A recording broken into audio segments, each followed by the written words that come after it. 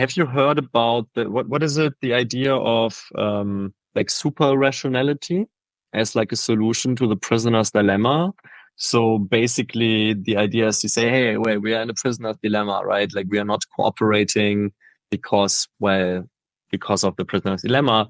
But in theory, we should all be cooperating.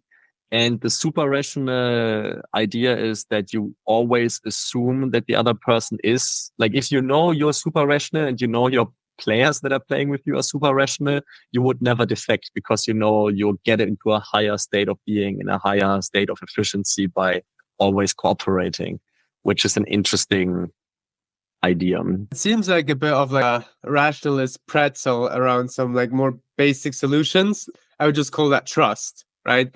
If we would be playing a prisoner's dilemma, I trust you, I think we would cooperate both.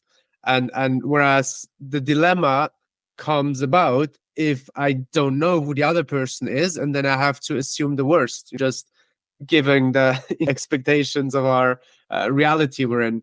And so that's kind of, to me, it sounds like that. It sounds like trust, because in order to assume the other person is super rational, you need to know quite a bit actually about them. And, you need to, because if you're cunning, like you could also just like fake, yeah, I'm totally like super rational, and then you just win that game. So it's also about repeated games, right? If we're just playing once, then it's much more of a prisoner's dilemma than if I know I'll see you again, even after my prison term. And so I think trust in the relationship to violence seems to me that trust is a mechanism that evolved after violence to reduce the need for violence, basically, in many cases. I think there's many other benefits of trust, but on a very basic level, that's probably one of the main functions of that. And which is kind of beautiful if you think about it, right? Hey, most likely in polycentric life